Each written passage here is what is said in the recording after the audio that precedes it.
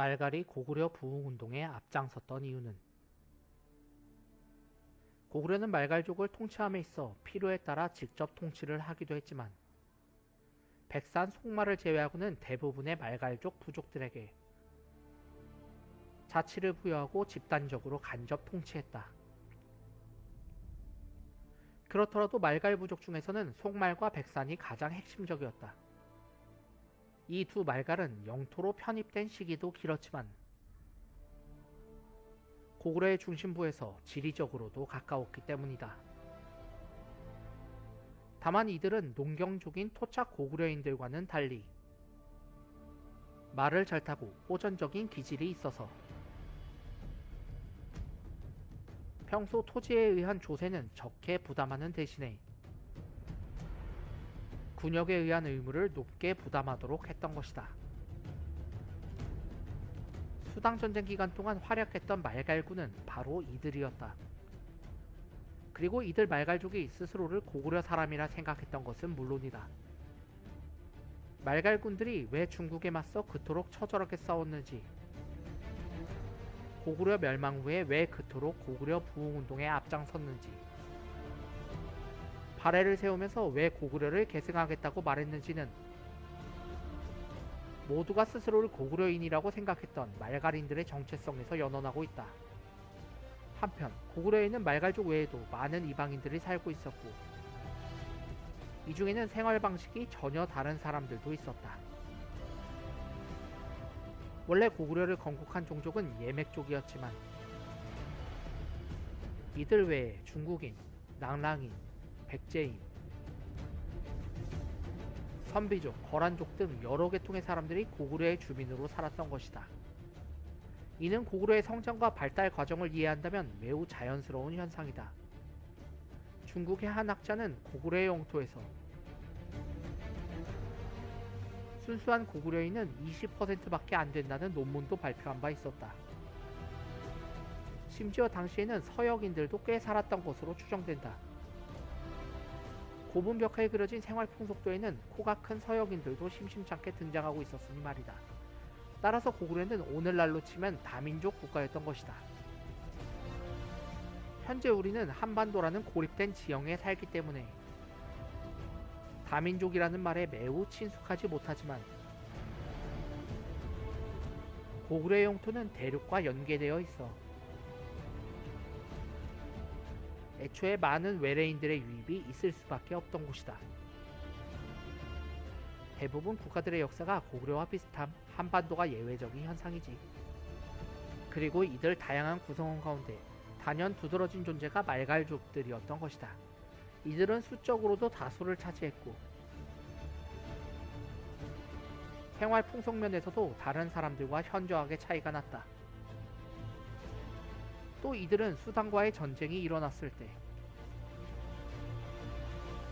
고구려 사람으로서 자기 나라, 자기 가족을 지키기 위해 용맹하게 싸웠던 사람들이기도 하다. 4세기 이후 중국인들이 고구려로 집단 망명한 이유. 4, 5세기에는 중국 대불혈 시기 고구려 땅에서는 상당수의 중국인들이 유입되게 되는데 당시 중국인들이 고구려를 택했던 까닭은 가까운 탓도 있었지만 주변 국가들에 비해 정치적으로 안정되었기 때문이다. 이때 고구려는 소수림 왕이 집권한 이후로 내부적으로 통치력을 강화하던 시기였다. 반면에 중국 대륙은 여러 왕조가 명멸해 가는 과정에서 내부적으로도 커다란 정치적 혼란이 계속되고 있었다. 언제 어떻게 될지 알 수 없는 사람들의 삶은 불안해질 수밖에 없었고 이를 극복하는 과정에서 중국인이나 선비족의 정치 망명객들이 번번이 고구려로 이주했던 것이다. 우문부왕 일투기, 북연왕 풍, 사마동수, 유수사진 등 거물급 인사들이 당시 줄줄이 왕명을 해왔다. 수십만 명의 중국인 유민들도 집단 망명을 해왔다. 특히 4세기 후반 소수림 왕이 집권하던 시절 고구려는 중국인 유민들을 대거 수용하게 되는데 이들 망명객들을 고구려의 관습법에 따라 지배하기에는 무리가 있어 모든 구성원들에게 적용시킬 보편적인 율령 체계와 사상을 통일시키기 위한 고등 종교가 필요하게 되어 소스림 왕은 율령을 반포하고 불교를 국가적으로 진흥하게 되는 것이다. 그리고 이와 같은 고구려의 동화 정책에 의해 유민들은 서서히 고구려인이 될 수 있었다. 한편 유민들은 정치적인 배경이 다양하고 또 중국의 선지 문물에 익숙한 사람들이었다. 때문에 발달된 제도와 문화를 보급하여 고구려의 국력 향상에 기여했음은 지극히 당연한 일이었으니 소스림 왕 이후 고구려는 국력이 일취월장으로 성장하게 되어 5세기 광개토대왕과 장수왕 때가 되면 최고의 전성기를 맛보게 된다.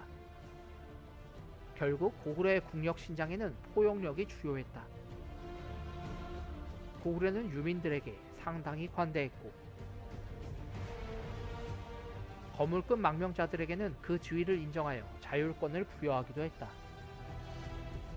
특히 4세기 이후 고구려의 영토로 편입된 낭랑 지역을 통치하기 위해서 중국인 망명 정치가들을 주로 활용했으니 동수, 유주자사, 진 등이 있다. 안악 3호분이나 덕흥리 벽화고분에 나타나는 생생하고도 다양한 중국적 요소들은 이러한 측면에서 이해되어야 한다.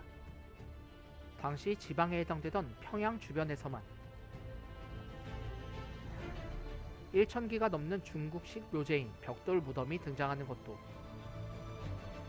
바로 이러한 정치적 사회적 환경 속에서 나타난 것이었다. 고로 고구려가 넓은 영토를 획득하면서 지역적 강자로 오랫동안 자리매김할 수 있었던 원동력은 고구려인 특유의 개방성에 있었다고 해도 과언이 아니었다. 이는 지독한 차별정책으로 일관하던 신라와는 사뭇 다른 모습이었다.